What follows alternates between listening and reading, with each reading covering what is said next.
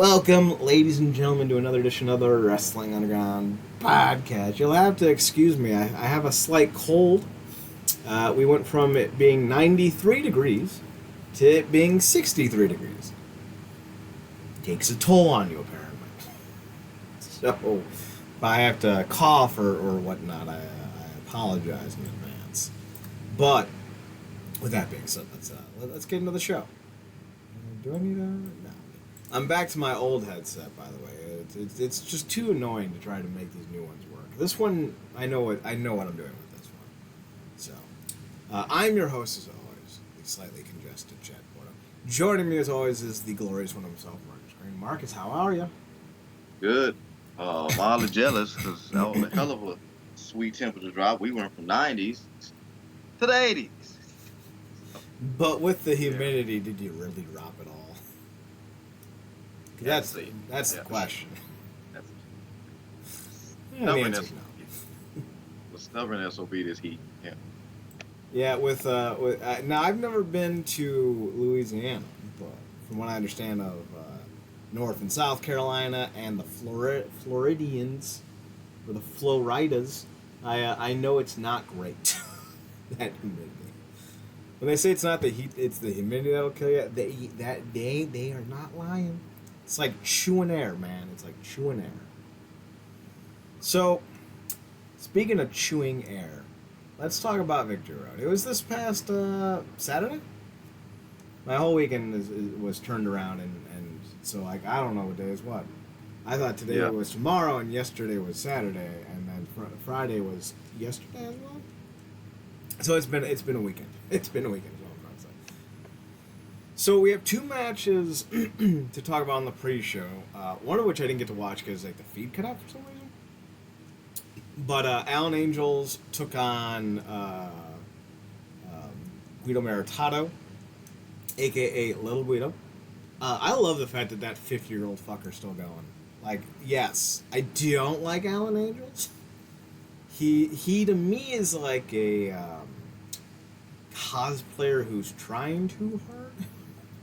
Completely forgot to tell people we're on here. Yeah. He's a dollar store who? Fallen Angel. Yeah, he's like Brian Danielson, not Brian. Christopher Daniels meets Chris Jericho. He's trying to have the rock star mentality of Jericho, but looks like Christopher Daniels, but wrestles like Kevin Knight. Sorry, Kevin, you're not that impressive. Sorry to use you as the analogy.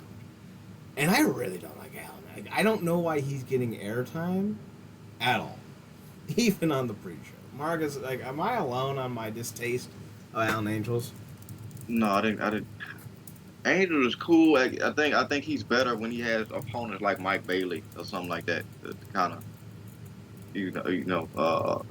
take up a lot of that slack. Like he's good, he's cool, but he's at a certain tier. And Guido is, I'm incorrect by correlating him with Nunzio. That's different, right? No, they're the same person. Oh, good, because I was like, wow, he really like. It's good to finally see him out of the hospital. Um, but So, yeah, I didn't really care for the match. It was just it's fine. It was what it needed to be. Um, like you said, the whole Angels comparison. Like I don't know, like he's not Christopher Daniels. Like Christopher Daniels was a different uh type of performer in his prime in those early TNA days when he was really rocking in full regalia with the Fallen Angel of it all. So, yeah. I love that you're like, are they the same person? Because they look alike. Because, shit you not. I during my brief several month sabbatical from pro wrestling, right?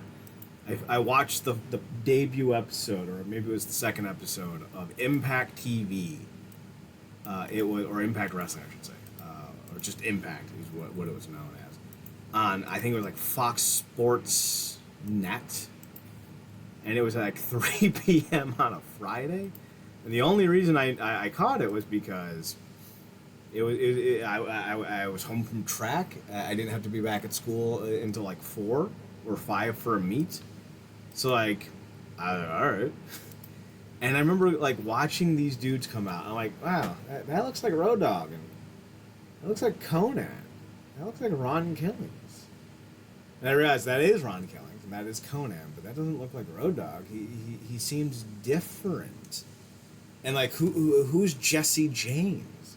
So like, I know exactly how you feel when you saw Guido, and you're like, is that Nunzio? No, it's not Nunzio. 'Cause I had that same thing with BG James. Yeah, it was like you said, it's been an ongoing thing for us for years about how long it's taken him to get off, recover from that Goldberg spell all those years ago. Jesus Christ, Oh, that was almost 20 years ago, Marcus. yeah, it feels like he's almost been like all you Dragon Ball fans feel like he's been in that recovery chamber that whole time. How old were you when that spear happened? What that was? 2004. It had to be, yeah, because that Goldberg did not have a long run. 2004, I was, what, was I 12? Okay, so you weren't that much younger than me. Yeah. Because I think 2004, I was 17. I was 17 when that happened because I didn't turn 18 until that September. So, all right, that makes me feel better. Yeah, that's. But yeah, it was cool to see him. Like I said, Angels is good. Angels is good, and I actually really do like Kevin Knight. I think he got some more refining to do, but he got some good size on the fact that he can get up the way that he can. Actually, when you brought the name, I'm like thinking about his size. I honestly would like to see it like a match between him and somebody like Jake something. I think they did have a match. I might have to go back and check it out because I'm like, he got a good size on. Like seeing him in the last Impact before Victory Road against Leo Rush was interesting. That was an interesting combination. I just think he got to refine some more stuff, but he's good. He's good. But yeah, the match was what it needed to be, and it was. I feel like seeing somebody like Guido come back was like a prelude to Impact 1000 almost. I think Knight needs to develop himself more in the ring and find his own unique set of set of moves. But also, Yeah. I think he needs to expand past the Kushida prodigy of it all. But this is something that I would say about a lot of guys that are trying to take on the persona of the guys ahead of them. It's not always something that I think like when Sonata was trying to be the great Sonata. I was like, that's not great. That's not great. Something in Night had a match on the July 16th. I don't know if that's the edition of the Impact taping or if that was the episode itself. It's number 992. So it's about 8 weeks ago. So it went about 9 minutes. I think you'd enjoy it. That being said, let's talk.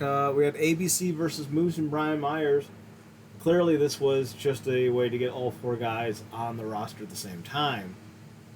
Fine by me, but it was exactly what you'd expect it to be. ABC won. Moose and Brian Myers are kind of spinning their wheels, and I don't know what they're doing with Moose going forward because they clearly have something in store for him, but like what that is anyone's guess at this point. Myers, I think, just having him around is a good thing, at least from Myers' point of view. If he got let go tomorrow, I wouldn't even blink. But I think if you pair him up with the right guy, I think he could be a really great addition to the tag team division, which is something that I think is starting to get a little thin at the moment. So I'd like to see more with Myers in a tag team, not with Moose, because like this feels very temporary, and Moose is your top guy, or at least one of, I would say, 6 top guys. Yeah, I think he's got like a 3 or 4, maybe 5-year contract. I would like to see more than what he's doing now. Then, that being said, he is in the Feast or Fired match. So it's very possible that they got something big planned for him, maybe with Alex Shelley, if he wins a briefcase, maybe with Leo Rush. I think Rush and Moose would be a great tag team. Maybe he goes after who are the current tag champs now? The Rascals. That could be a lot of fun. Although they're both heels, so I don't know if that'll work. Maybe he'll win the Fire Championship and we can bring back Curry Man. Oh dear God! All right, All right, help me! I help you. They broke back Najee. So I'm working on a top moments. That's why I tweeted out like name some of your top moments. Right? I don't know if it's gonna be moments or images. It's gonna be something along that lines. And one of the things I want to do after that is I want to do a top shit, what the hell, I like memorable promos and Curry Man getting fired is definitely one Oh yeah, yeah. Daniels and Kazarian, but specifically Daniels for the multiple roles he played um, across that company. Another person was feel like we talked about on the last show, feel like he had lived multiple lives across that roster. of them. Yeah. Uh, is great. But what he did is Curry Man, and also I think we talked about him. What he did with the suicide as well. Mm-hmm. Um, I just did. one. I did love that feud with the Young Bucks, or was it the Machine Guns? I think it was the Machine Guns. Generation. Oh yeah. The Generation Man. Ugh, they weren't even enjoyable back then. They were just so stupid. All right, so our first match of the main show was Leo Rush versus Kushida for the X Division title. Yeah. I like Leo Rush, I really do, and I like this bad child gimmick he's got going on. Mm-hmm. When I look at this match, I'm a little disappointed only because like Kushida's here because he's a name. I've never been a Kushida guy, and now that he's in his 40s and the slow down, like, and he's lost a good step and a half, if not two. And then you watch Leo Rush, who's darting around like a mosquito, man, and you're just like, why is Kushida in this match? Now it was enjoyable. It was fine. It was great to see Kushida, Leo Rush get to a rub, but this didn't feel like an Impact X Division match. It felt like a New Japan X Division match, which is fine. But I don't like the idea because I don't know if Leo Rush is around full time. I don't think he is, and I know Kushida's not. And I would like to see them use less New Japan talent, or at the very least use less lower card New Japan talent, and like use either bigger names or just worry about making your own guys. Because like Leo Rush versus Okada for the X Division title, I'd be all for. Hell, Kushida wins the belt. Maybe you have Kushida versus Okada for the belt. That'd be enjoyable. Now, granted, I know like getting Okada is a far-fetched idea, but the idea, the essence is there. Bigger names, please. Yeah. And I know a lot of people love Kushida, and I'm not trying to disrespect Kushida. Kushida just doesn't move my needle. That's all. Yeah.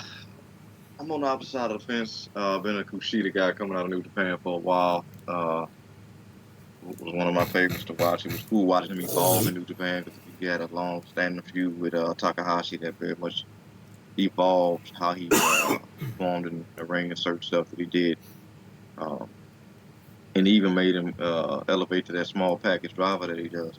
But yeah, I dug this match. I thought it was a gear lower than what it could have done, but narratively, like I said, narrative things around Leo Rush and his potential plans around Option C, still basically being in the crosshairs, potentially for saving that whole deal. So, um, yeah, it was cool to see Rush basically work to slow Kushida work to slow him down because that's what you got to do.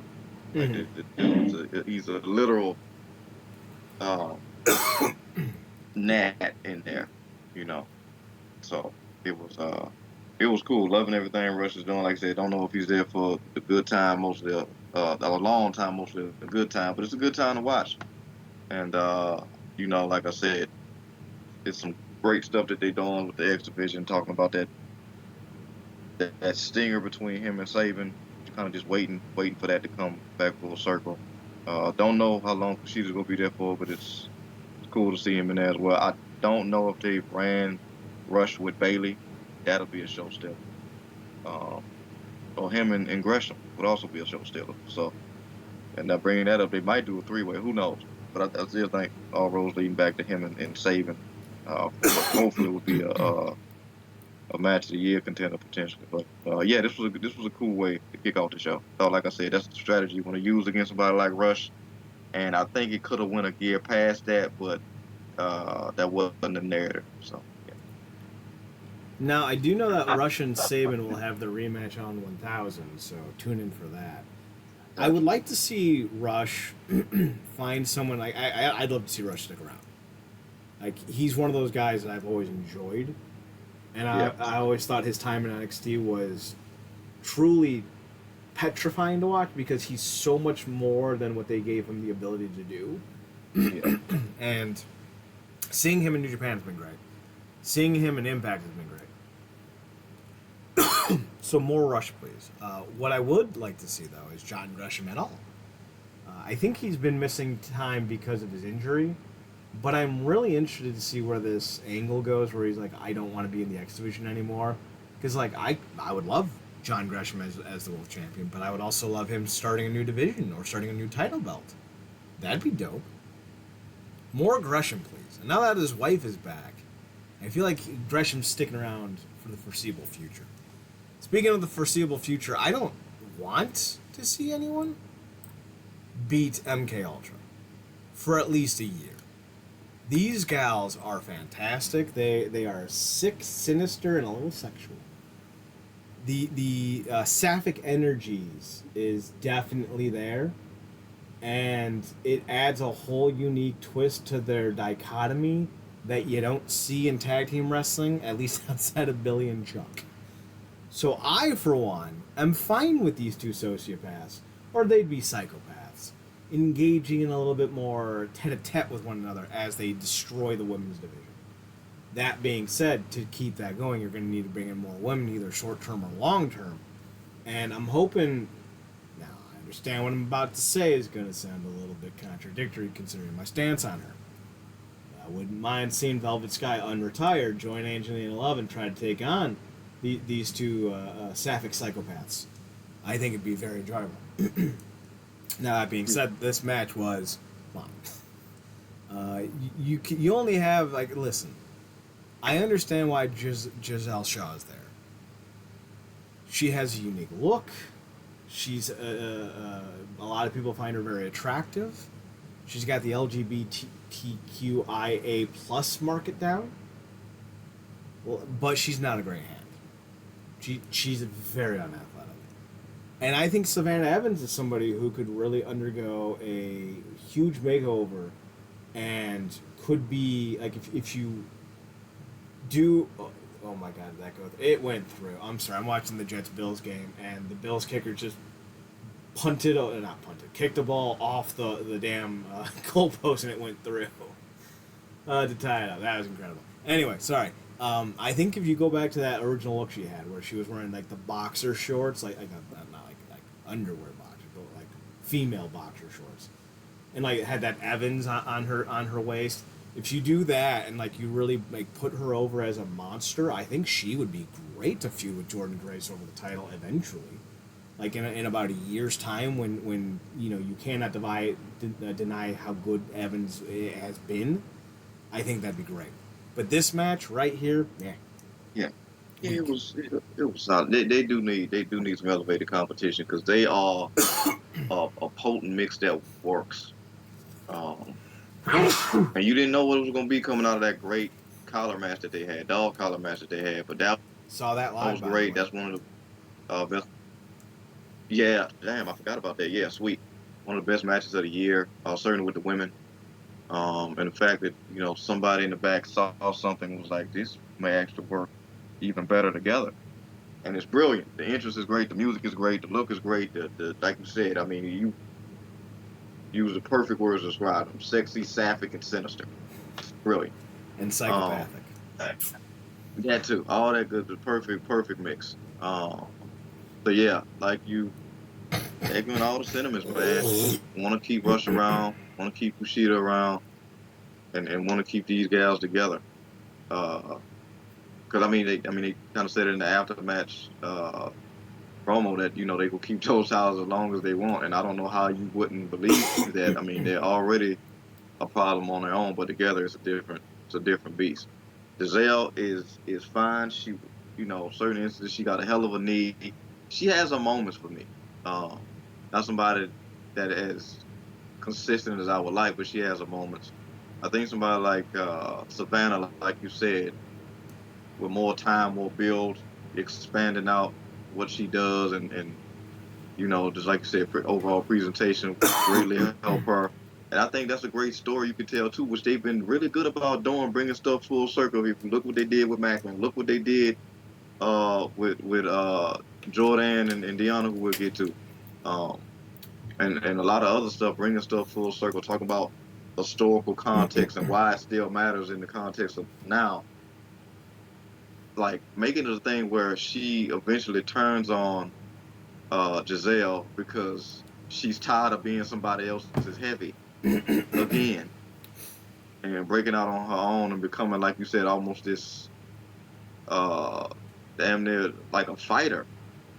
That could be very much something that's different presented against somebody like Grace, who was on a completely different level, but not necessarily combated something like that straight up and down. Certainly not an Impact. So that I think, to your point, that'll be something great for them to build towards, and it makes all the sense in the world to turn her against somebody like Giselle, because it's basically just like it was with Tasha, except it's far more pain. So, and vapid. Yeah. I would like to see them invest a little money in the knockouts division, bring some more women in, introduce a third title. But with Savannah specifically, I think if you dub her the Colossus, you could build up to the Colossus versus Juggernaut match that I've always wanted to see ever since X-Men the Animated Series. Damn, I didn't even put that together. Oh, wait a minute. What they did? No, you're right, but they actually did do that in the last Deadpool. Um, Oh, did they? yeah. I haven't seen all of the second Deadpool. People tell me not to. Yeah, I don't think they circle so much of that move around that damn kid, and he's annoying as all hell. Um, but Zazie Beetz is in it, and that's always a plus. Zazie Anyway, Beetz is yeah, one heck of a young woman. That's for sure. yeah, but certainly aesthetically and talking about like just pure size, she is the biggest knockout, correct? Like at this point. In terms of height, yes. Yeah. Width, I guess we're talking about Happy. Yeah, But yeah. And also you throw in Grace there too, because she might. I would be surprised if Grace was 195, maybe heavier. She's a well built young woman. yeah, she reminds me of how, and correct me if I'm wrong here, spelt Rocky got in Rocky 3. Mm-hmm. Like she really toned up, but she still maintained that she's really slimmed down and toned up, but she's maintaining that muscle. That's a certain level of dedication most people would never have. To get in the type of shape she's in, but she literally looks like somebody drew her. Yeah. But she yeah, looks like Wonder Woman would in real life. yeah, absolutely. But yeah, that's a great. Yeah, that would be really great if they do that. Like you said, investment more. And I think hopefully that's coming overall with this overall upgrade that they're doing. Um, but yeah, bringing in some names. I so badly want them to find a way to get Thunder in there. I don't know what's going on. With what she got going on with AEW, but I think she would be a brilliant addition to the roster. So with Thunder Rosa specifically, I'm worried about her having it anymore. Like she's been out of the ring for almost 2 years now. Yeah, she clearly what is it? Knee issues, back issues, some like she's got like some physical ailment that's holding her back. So that's a concern. Now if she can still go like she used to, hell yeah. The name I would like to see, because I think it would really help like bridge the gap a bit, is Camille from NWA. I don't know if she's still under contract with the company or what they're doing with her going forward, but like Jordan Grace versus Camille, that is A tier, must see TV. Personally speaking, two gigantic beasts of women just slapping the shit out of each other. Hell yeah. Hell yeah. Speaking of slapping the shit out of people, Crazy Steve. Now listen, I liked him. Going back to his menagerie days, maybe not so much. Yeah. But ever since they brought him back with the first version of Decay, I like Crazy Steve. Mm-hmm. When he dropped the goofy clown gimmick and went with a more sadistic clown gimmick, I was like, ooh, that's something here. And then like he was gone for a little bit, then he came back. And ever since he got brought back, I want to say in like 2020 or 2021, he's been with the company consistently. And he's been doing great work. His promos are great. His personality is fantastic. He's got some of the best and most noteworthy segments over the last year. And seeing him go full heel, betraying his friend Black Taurus, beating him in a match and trying to, what was it, spoons? Pop out his eyes? Like, Yeah, that's... it was fork. Yeah. As a fork? He's great. I love it. Now, we just need to see what he can do. I think Steve... Like, if you're trying to bridge the gap from now till Bound for Glory, there's about 6 weeks, 7 weeks. A mini feud with Shelley and Steve would be very interesting until we figure out who's going to be the top dog to face off with Shelley. And I think we're all circling the idea of Josh Alexander. Even Shelley's mentioned that Alexander is still the quote-unquote real world champion because he never lost the belt. So, like, that could be a lot of fun. Now, that being said, whatever Steve does next, I think is going to be very interesting. And I really would like to see him in a real bona fide tag team that's given time. Now, obviously, it's not going to be a Black Taurus, and who knows if Taurus is even going to be at the company after this, because usually these are the things done to write guys off. And Taurus hasn't really done anything since being in the company, and you got to wonder if he's happy with that or not. But I think like Steve has a lot of upside, especially after this match. Marcus, like, what were you thinking about? Oh my God, are they going to win this on a punt return? Yes, they are. Holy shit! Ball season is back because this is going to make all these upcoming shows fun with this half wrestling, half football commentary. The New York Judges won a game on a punt return after Aaron Rodgers went down with an injury in play number 3. Yeah, this is going to be a very interesting season. Anyway, Marcus. Crazy Steve. How are you feeling after his match with Black Taurus? I'm digging it. I'm liking it. Look, he had one of the best that sit down interview he did. And kudos to Impact because this is a great way of building character without actually having him come out and take up a lot of TV time with promos and whatnot.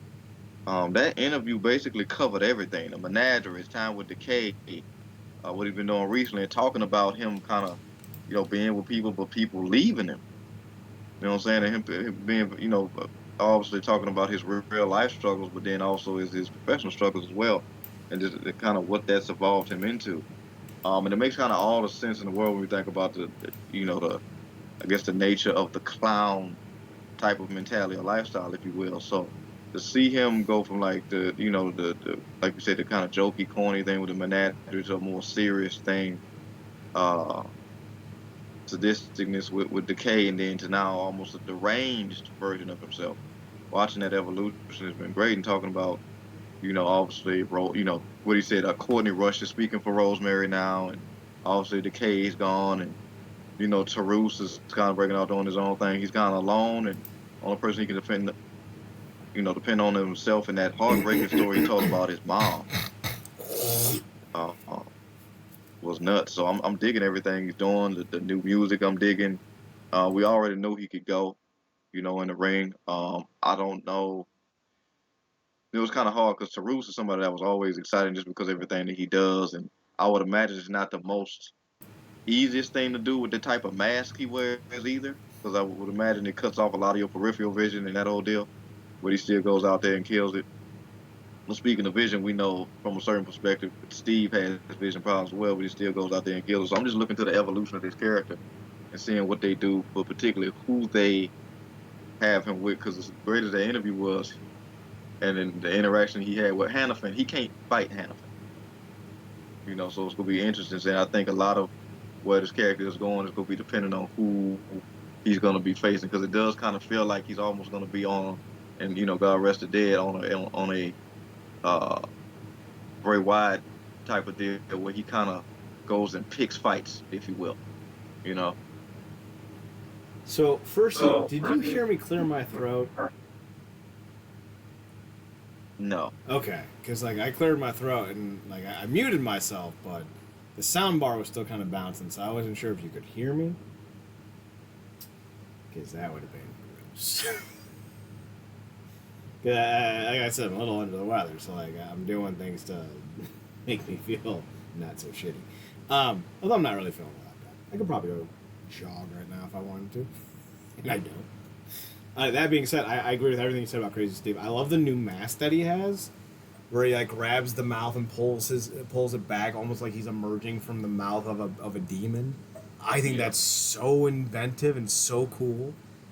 I think right now a lot of the things with Steve is clicking, and I would like to see him head up a stable of his own, preferably under the Decay name, almost like he's going to take it upon himself to keep it going.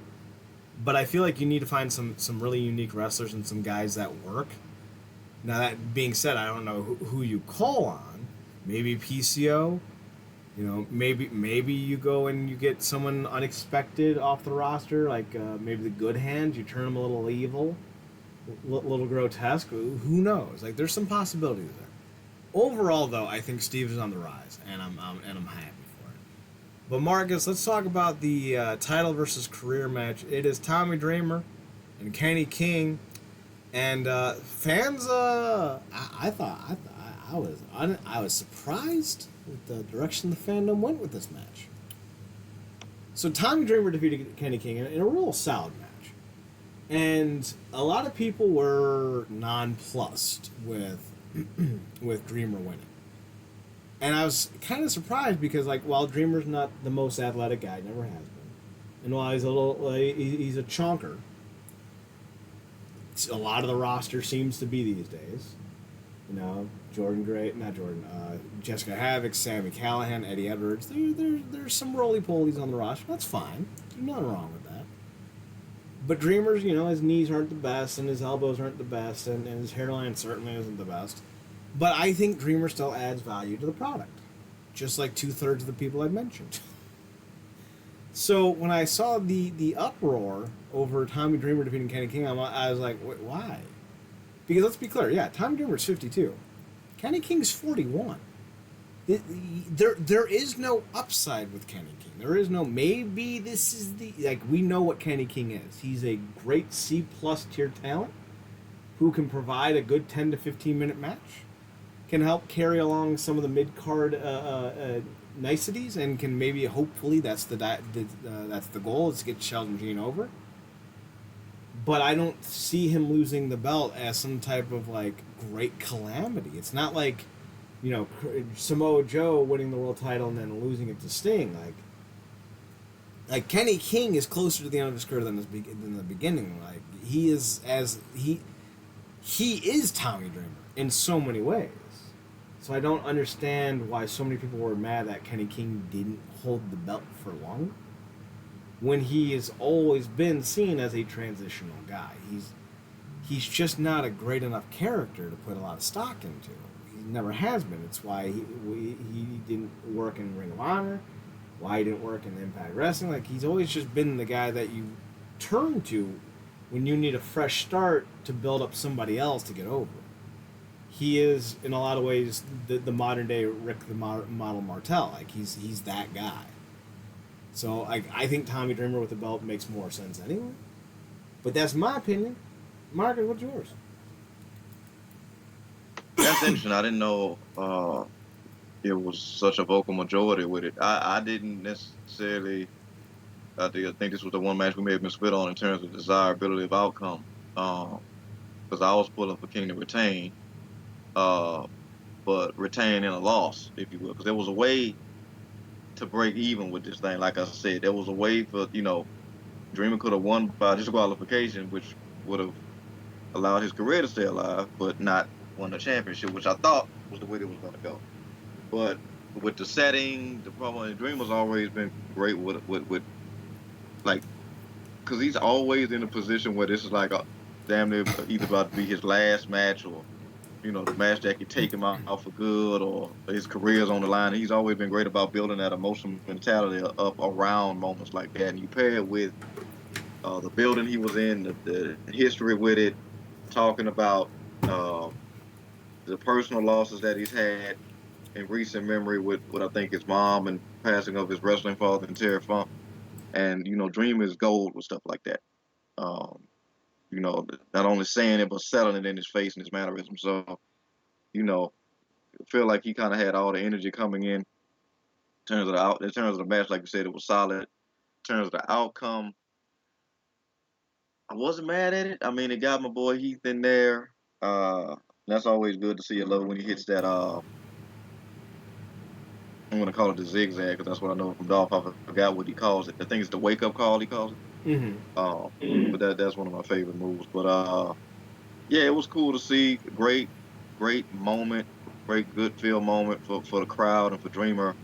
Um, when it comes to the backlash, I wonder if it's to your point when you were saying with Kenny, it wasn't going anywhere, and I wonder if the fans who were detractors of this decision were like, we might not know where it was going with Kenny, but we definitely know where it's not going with Dreamer, just because of who he is, on the roster, what he can't necessarily do. We know, it's going to be kind of very much a certain tier in the ring, whatnot.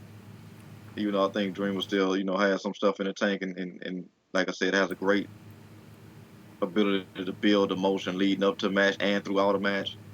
But I wonder if a lot of those detractors just think it's a dead end with Dreamer, and I'm wondering if they're not taking into account what this could potentially lead to, which I wouldn't necessarily want because I like Keith as a face, but I wonder if it was one of those situations where obviously it was a feel good moment. He wanted to help his friend out. He didn't want to see his career come to the end, but also it was going to be very hard to get that title off of King because of all the interference that was always being. And it may look at somebody like Dreamer as an easier mark if Keith wanted to get that title back. So that's interesting. I don't know if Heath has ever actually held the belt before. I may be wrong. I've only recently started giving a shit about this title. Yeah. Joe Hendry really made this belt. Shout out the fact that he's getting every situation he's put it in, he's getting it over, and he's getting it over with a good song, is annoyingly impressive. Like the whole Joya thing. Oh my god, I'm like I don't even like this other guy, but it's working. He's got talent. We all know Yeah, he's got true genuine yeah, talent. and doesn't he have like this like food thing on YouTube? He's doing series. He's doing. But yeah, I think he's actually doing it through the Impact channel as well. Yeah, so yeah, He's very impressive this man. yeah.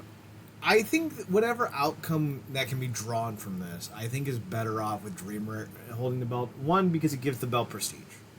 Say what you want about Dreamer, 52, doesn't move as well as he once did. That's all true. He's also still the guy who brings a certain name value that fans can attach to. And it's not like he's fallen off so much over the last... Since he came in originally in 2010, like over the last 13 years. Like, he's a little bit heavier and a little bit slower, but his matches are still just as good, or just as bad, depending on how you want to view them. So I don't see that as a bad thing. I think it gives the belt an important name behind it, and I think it gives a top young heel, maybe someone like Chris Bay, an opportunity to win another belt in a big dramatic moment, maybe at Bound for Glory. So I think things are setting themselves up nicely here. So I don't have any complaints with Dreamer winning the belt, and I think it looks good on him, and I think it does the belt and Dreamer a little bit of good each.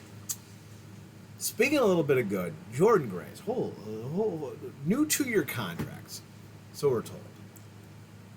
Returns against Deanna Purrazzo in a big way.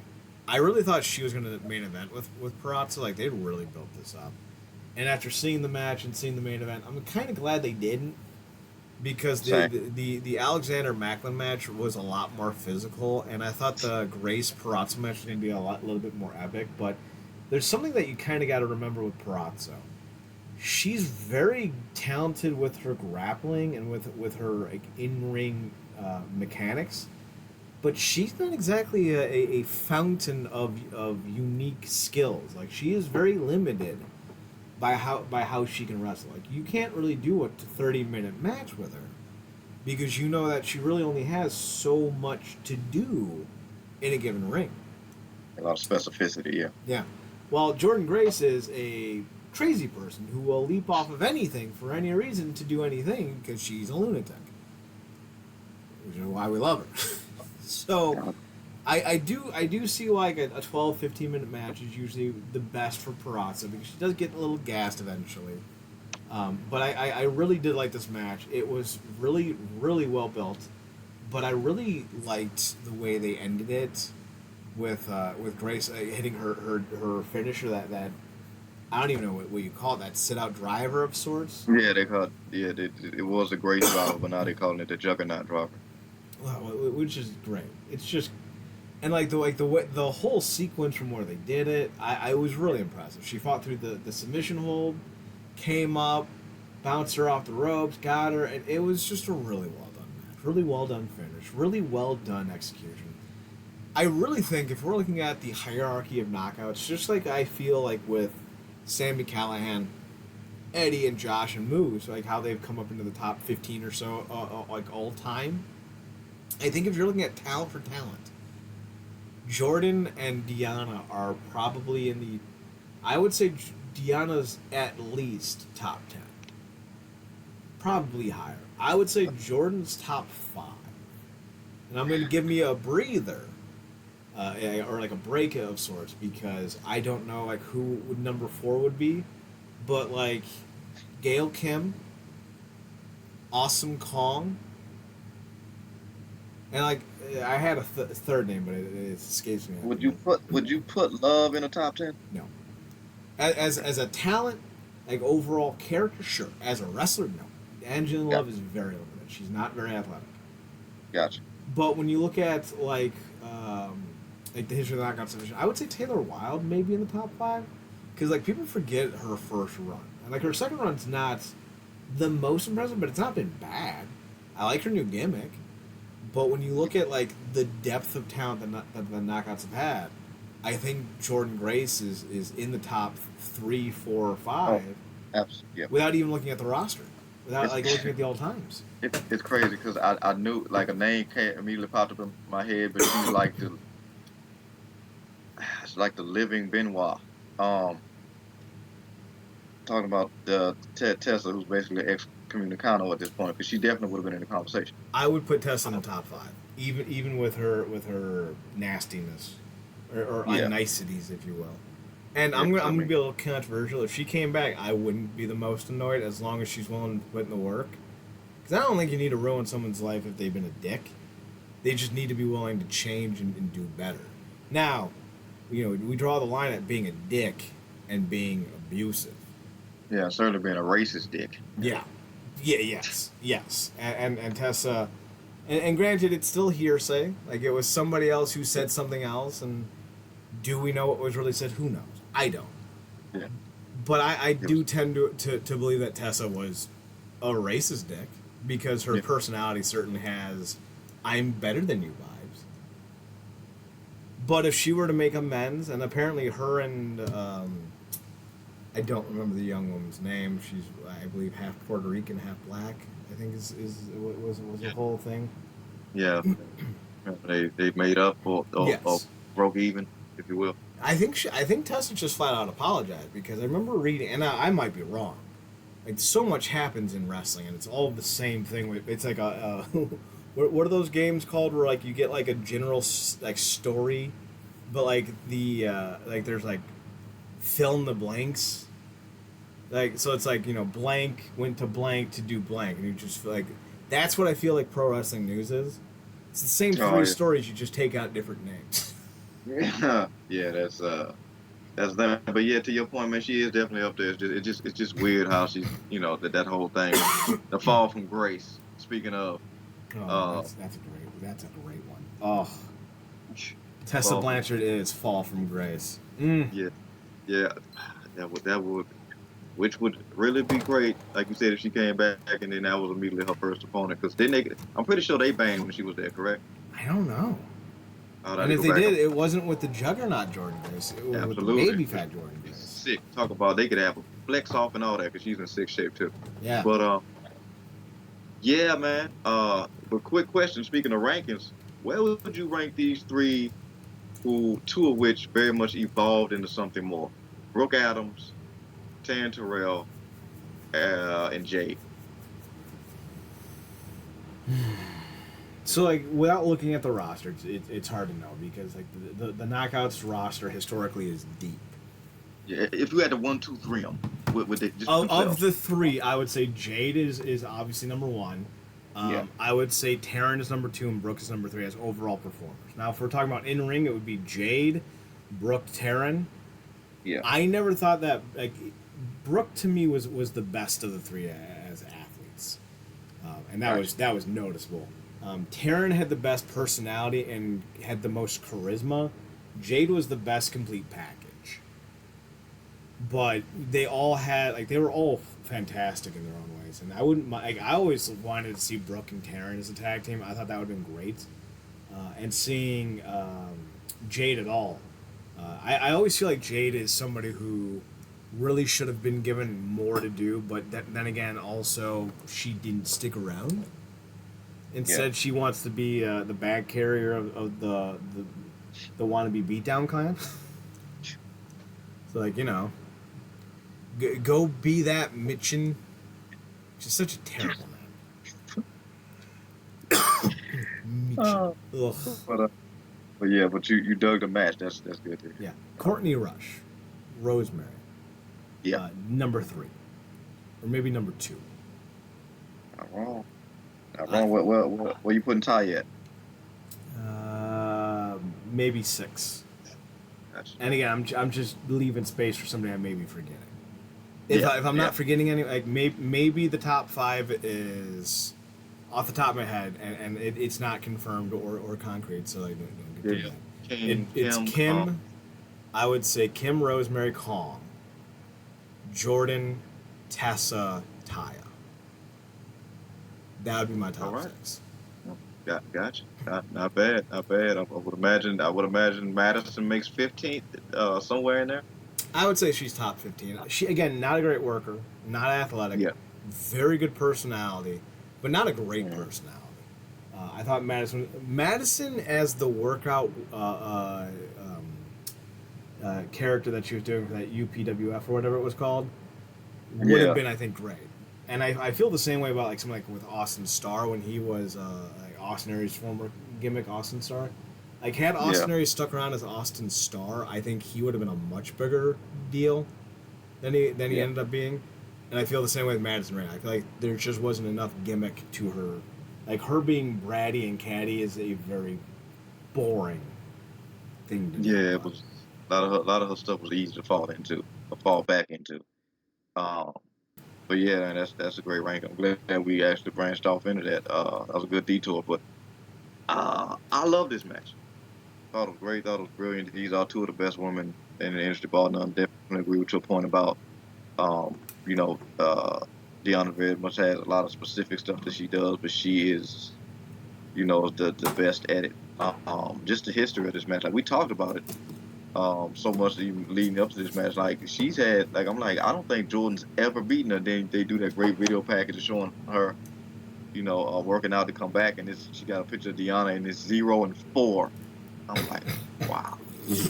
And then you go back and look at the matches and shout out to wrestling Twitter because they're always on the ball, and you see her aesthetic evolution as well throughout these matches that they had. I think 2 of which I want to say from commentary they said was either during the pandemic, and then 2 and 2 in recent memory was back in front of the live crowd. But yeah, 4 losses, man. And then they did the great thing of bringing back when I think it was Deanna when Deanna first came in and Jordan was champ, and she extended her hand, Jordan extended hers, and then she put it into an armbar. She did the same thing to kick off this match, and Jordan was like, what did the hand say to the face? Slap! Like that whole deal. So that, Five fingers say to his face. but yeah, man, like just the mood, the transition. I feel like I'd have to go back and watch their previous matches, but I feel like this is the best one. Like it felt smooth. It felt, consistently intentional. Didn't feel like anybody messed up anywhere. Both of them felt like they're on the A game, like tough as hell. Like it felt like a prelude in the women's version to what we would get later on in the main event. And yeah, it was cool. Like you said, Grace to finally get that monkey off her back, if you will, that proverbial monkey off her back. Um, I don't I don't think they necessarily need to even the score. I just think this is one of those things where to me, she had to come back and do this before she did anything else. And now you can narratively take her to Naomi if you wanted to, because essentially the last time that they fought, her and Deanna, the stip was as long as Deanna was champion, she couldn't challenge. Mm-hmm. So she killed like 2 to 3 birds with one stone with that one. So yeah, it was great. Looked like she was happy to be back. It was great to see her back. Crowd loved the crowd was into both of them, and yeah, it was just like I said, probably certainly one of my favorite matches of the night. Yeah. So I don't know how long Jordan's going to be, or not Jordan, Trinity's going to be champion, but it Yeah. certainly makes sense that Bound for Glory is going to be Jordan versus Trinity. So I would be very intrigued to see how that plays out. And to answer your follow up or a previous question, they Jordan Grace and Tessa Blanchard has been in 4 matches together while in Impact. A tag team match where they were partners. They were part of the same stable with the Rough Riders for the IPWF Throwback. Yeah. Then they were in a battle royal together against Glenn Gilberti, where it was Alicia, Ashley Vox, who's now in MLW, Jordan Grace, Carissa Rivera, Kiera Hogan, Madison Rain, Scarlett Bordeaux, Solo Darling, Tasha Steeles, and Tessa Blanchard. And then they had one singles match against one another back in February of 2019. Jordan defeated Tessa at Samtown's Hotel and Gambling Hall in Las Vegas, Nevada. So, there you go. And apparently Elektra Lopez is now in NXT. Yeah, she's been in NXT. It's interesting. They did when they transitioned the Santos Escobar faction up to the main roster. They basically did a Latina swap. Oh, okay. Yeah, where and the correct decision was made because she obviously needs more time in NXT to develop. Whereas Zelina has already found a lot of her groove previously with why am I blanking on Andrade. There you go. She found a lot of that swag and a lot of character with Andrade, and if she does get involved, obviously she wrestles, and then obviously she gets involved in the manager, she can do the Hurricane Rana and everything. So she was already set up. So it made sense. And it was weird because I was used to seeing Electra, and I'm like, did they really just do a freaking Latino swap like that? But yeah, like it was ultimately, I think, it benefited everybody. But yeah, she's got some. Hopefully she develops too, because she got some good size on her as well. We'll see how that plays out. Speaking of good size, PCO and Bully Ray, they're 2 of the bigger guys on the roster. Bully Ray may be leaving sooner rather than later. And if he does, I would say it's been a successful run. He helped put over, not that he needed it, Josh Alexander. He's done this great feud with PCO, which I think is actually a top 50 feud. Only because of the shit that PCO does to himself is ridiculous. Yeah, so he had to have on some type of. Didn't want to interrupt you, but he had to have on some type of special jacket when they set him on real fire, correct? I would imagine. I would imagine. Or what they end up doing, I think, is they do it's like some type of oil or grease or something to that effect. Yeah. Where they coat it, and it's the grease that catches on fire, not the person. Yeah. So there are some tricky ways that you can go about doing things that doesn't involve actually dying. So Yeah. kudos. So yeah, PCO and Bully Ray was fine. Santino hits Bully Ray with the Cobra. I have lots of table spots. A lot of table spots, if I remember correctly. It was fine. It was good. It was fine. Right? It was exactly what you would expect 2 men in their 50s to be able to do. So, no complaints. Not going to be a match of the year. The feud itself has been really well done. But I wouldn't say that it's specifically anything overly interesting. So, the match itself was good. Feud was better, and now it's over. But, yeah. They did a great job putting over PCO as a true monster, though. And that's something that needs to be given credit for. Marcus, any thoughts on this one? Yeah, man, 100% with you on all points. PCO's been great. So not the biggest fan of Bullet by any stretch, but I think he's come in and really done what he's needed to do in terms of being useful, in terms of just being him. This guy that's easy to hate, very punchable. Like you said, didn't need to do it didn't need to get Alexander over, but I very much think that helped in Alexander's journey and certainly the whole narrative as champ. Just that whole thing with him being able to incorporate his family into it, specifically his wife, bringing her back into it, I thought was great. Stuff with Macklin's been entertaining to a point. But stuff with PCO has really been interesting because I think this is our first time in all of maybe his run with Impact, certainly through his bully iteration, that he's actually been scared of somebody, and it's been interesting watching him uh, be in that position. Like you said, the match was fine. Did all the stuff it needed to do. The stuff with Santino was great. Um, yeah, just one takeaway. Like we had to do a criticism, and this will go to later out throughout the night. Like obviously, everybody got paid. The performers got paid. I don't know if the tables did. It was like that deposit did not go through, which means we do not have to break. You might be onto something. Maybe the tables are the next union to go on strike. Yeah, man. I don't know what they was on, but 'cause I always say like the hardest thing in New Japan is like the table. Yeah. Uh, Well, that's because they don't give out gimmick tables. Like those are legitimate tables they use. yeah, I'm like you put somebody through a New Japan table, you don't need to hit your finisher. No. These tables was just stubborn as all hell, man. Like I don't. Yeah, I think I seen somebody tweet about that. They're like y'all, like man, Impact get some breakable tables. So yeah, I don't know what they was using, but those tables were stubborn tonight. But yeah, like you said, great job getting PCO over as an absolute freak of nature. And if this is Willie's sign off, he did a hell of a thing. I think he came in and did about as commendable of a job as what Jonah did. You know. Yeah, and Jonah. Oh, God. I hope Jonah's miserable because he hasn't been doing shit since going to that company. Like I don't know why some of these people do what they do other than the money because they're not. They're not. Their names aren't.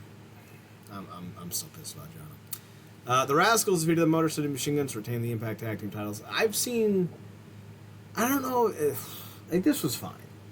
Saban and Shelley have still proven that even though they're in their early 40s, are still two of the better guys in wrestling. And the Rascals are very dynamic. I just didn't think this was the best offering we could have gotten. I don't know if you feel the same way. It was good enough. I wouldn't say it was truly memorable, though. No, I'm right there with you. It kind of reminds me, like I talked about with the X Division. I feel like there was another gear they could have kicked into, but I feel like it's just another one of them situations where, narratively, it was just not there. If this was something where it was like the Guns came back to set a record or break a record solely as a tag team, and they had it out for the Rascals because they've been evading them and just egging them on for a long time.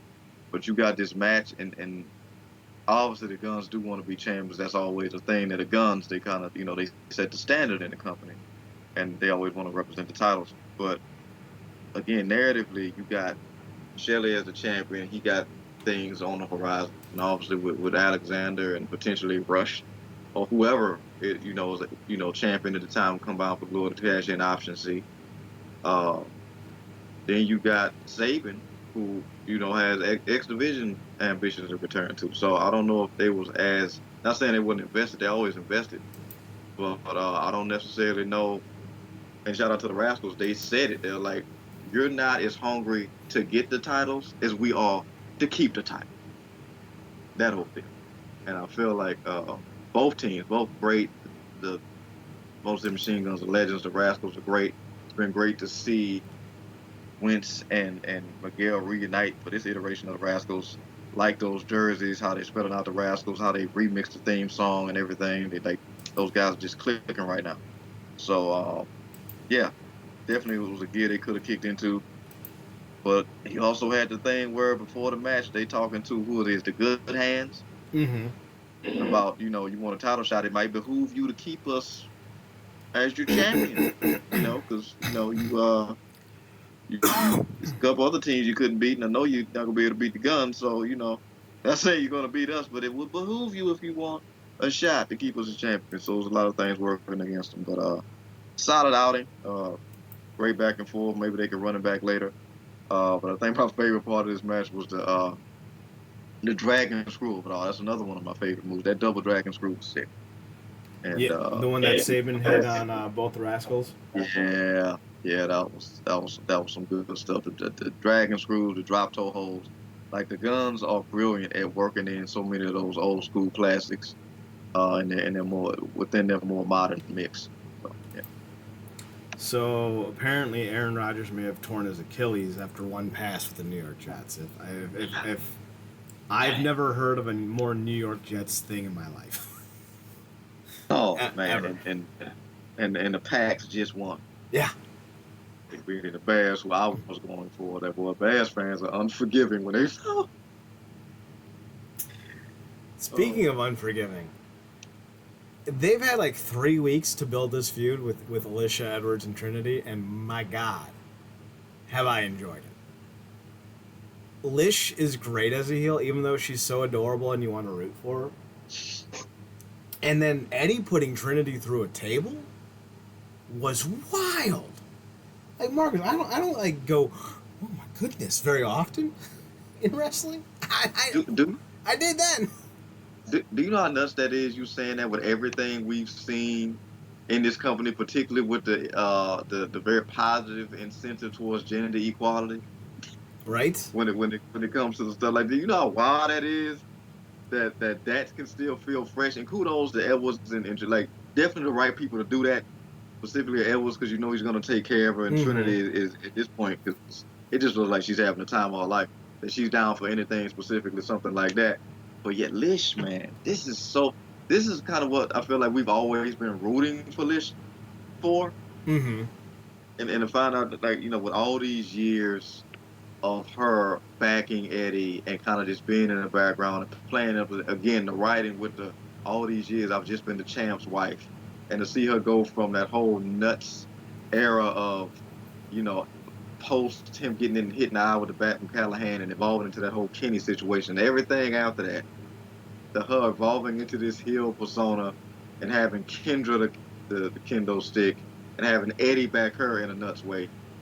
It's the right type of full circle stuff you hope for with stuff like this, particularly when it's real life couples. Mm-hmm. And I think somebody like Trinity, and obviously you in another real life couple with Kaz and his wife, the original Knockout and Tracy Brooks. That's been great. But Trinity has also found a unique feel. Like that contract signing that they did, the faces that Trinity was giving off. Like shout out to the cameraman because he caught it off. I like the whole thing is just mwah. It's been brilliant. Lish lost to Trinity. Trinity put Eddie through a table after Tracy Brooks smacked the shit out of him. That's great. I really think the Eddie, Lish, Tracy, Frankie feud has been really underserved in terms of like the reporting. It's been great to watch. Truly great. Trinity retains, more than likely going to Bound for Glory. Like I don't know how long her contract is. Like we're coming up on a year with Trinity in the promotion. Maybe 8 months. So maybe we're not that close to a year, but like it's been a little while. I'm hoping she looks to extend because, like I said, she's having the time of her life. It's great. I mean, she's getting all the reactions that you would want. Everybody loves her. Everybody's talking about how on fire she is now. It's been such a great boost of energy in the company. The entrance never gets old. And yeah, she's getting to do stuff like she did with that table spot and all that. Cool to see Sasha Banks back up with the whole trim pack of it all. And then going back to the match real quick, the New York crowd throwing them damn glow sticks. At Eddie, great. Like they throw them, and yeah, someone was around Trinity, but they were at Eddie. That was such a great, genuine moment. Now, she debuted in April, so I don't know how long her contract is. If it's 6 months, we're coming up on it. And it would make sense that if it was 6 months, she'd lose the belt to Jordan, but like again, that's if. So yeah, a lot of if ifs and buts were candy and nuts, right? Main event time. Alexander defeated Steve Macklin in a very physical, very hard hitting affair. I feel like Macklin is like so close to getting to be that guy that you can rely on. Like he's missing something. The jacket's great. The Punisher inspired face paint is great, but I feel like he's physically missing something in his movement repertoire that I think he needs to find, or like maybe uh, peel back on or pair back off of. I don't want to see this dude ever throwing down a submission. I think big shots, cannonball runs. I think just stuff where he's not doing the Josh Alexander of it all. Like I think that's the go to for him. Maybe that will get him to be on a higher plane because he's a decent hand like in the ring, and he's a great promo. Not great, but he's good. But I feel like as a wrestler, he's missing something that puts him over the top. And until he finds it, I think semi-main event status is really all you can ask for or want with him. That's just my take. I know the Blurs love him. Powerbomb Jitsu love Macklin for some reason. He's a darn racist son. Who was the other one? Oh, didn't his wife die? Jackson Ryder? No, not him. Not Gunner. Yeah. The other one. It was Buddy Murphy's old tag team partner. Who did he? Wesley Blake. Yeah. Didn't Wesley Blake's wife die recently? I want to say his wife was Sarah Lee. Yeah, it was I think she passed away. Yeah, I think so. I forgotten about that, man. Yeah, that's. I don't know if we ever found out what it was from or what happened. But yeah, because I remember her in Tough Enough. Well, so it'll be interesting to see if Weston Blake or whatever he's going by returns to the ring anytime soon. Yeah, but yeah, man. I mean, he's been a revelation for me. Like I said, he was essentially the last remnants of the Forgotten Son. Was somebody that was just there for a while. Always had a lot of intensity, a lot of vigor about himself, and that they did good to build him up at first. But he really wouldn't. I don't think he was moving a needle for either one of us. Like you talked about, he had sparks here and there, but there was like even back then you were talking about him missing something. But I think along the lines of him having this great feud with Alexander, he's been finding those pieces little by little. Like you said, not no mind blowing promo, but he's coherent, he's consistent. He keeps the same level of intensity and whatnot. Was brilliant in that relinquishing ceremony with Alexander's family. Like he's just the right specific type of a-hole when he needs to be. Not annoying in a way that Bully is, but that works for him. They both have that very specific type of a-holes, which is unique. Pairing them together and see how that's kind of played off each other. But yeah, like when it comes to this match, and you're gonna love this because I thought about you when I came up with my head. It's like both of these guys was like in their head they had the Bobby Hill, that's my purse, I don't know you mentality the whole goddamn match, and they beat the hell out of each other. Like for all the reasons, like Deanna and Grace was great because of all the history of the matches that they had. And this match was great because all the historical matches, the historical context, but matches that they hadn't had. Mm-hmm. Like they had to fit like meetings that they hadn't had into this match, and it was brilliant. It didn't get boring. It wasn't like both of them need like an Icy Hot sponsorship after that match. Like that's how damn good it was. Like it was. Yeah, it was next level. It's a personal favorite for me. I think a personal match of the year. Like they really, and I think they had it in their mind too. Like this, that we already like missed the prime opportunity to have a match that they wanted to have early, and I think that may have actually helped. Because I don't know if we even would have got this type of match back then. And I don't know if it was Hannah Fan or Ray Walt that said it. He was like, I know that wasn't a title match, but damn it, it felt like it. You ain't wrong. It definitely had that kind of intensity that you would want out of a match like that. I don't know if Macklin will ever be a main event guy, but if he taps into that Dylan Dennis, Christian Cage of it all, I think you could really get something out of Macklin. Because he's evil in a sense that you want to watch. Not so much like he's like there's so many guys, like if they go villainous, they become unwatchable. But I think would be great. He's a hole you can appreciate. I think he needs to. All right, I know what it is. He needs to crank it up to the Mick Foley of it all. Like he needs to become ultra violent. No, I was going to say in what way because that's a broad spectrum. Right, he needs to be ultra violent. Like he needs to bloody people up. Needs to be evil in his promos and evil in his actions. Okay. I think if you do that and make him the ultimate villain, I think you could turn him into a main eventer. We do. We've seen this before, and to your point about him missing something, do you think, specifically with his background, is he missing a signature weapon with that ultra violence? I don't know. Because, like, you don't... Like, so here's the thing. There's only so many weapons Yeah. that can be used in pro wrestling realistically. Yeah. A good example, Sting's baseball bat. A bad example, Abyss's 2x4 with nails. A good example, Jim Duggan's 2x4. A bad example, Triple H's sledgehammer. Although Triple H's sledgehammer is admittedly iconic, but in actuality it was always terribly used because like he would hold the sledgehammer at the top of the hammer, thus hitting people with his hand. And like I understand. Yeah. You don't actually want to hit somebody with a sledgehammer. That'd be very bad for them. It would hurt. Break some bones. Which is why you don't use it at all. Because it's hard to make it work. That being said, I don't know if he needs a signature weapon. Although he does need... I think the signature face paint would work if he was doing things with... if he was doing like more hardcore matches. Like I think that'd be like a great way. Like he dolls himself up, for lack of a better word, to go into these hardcore matches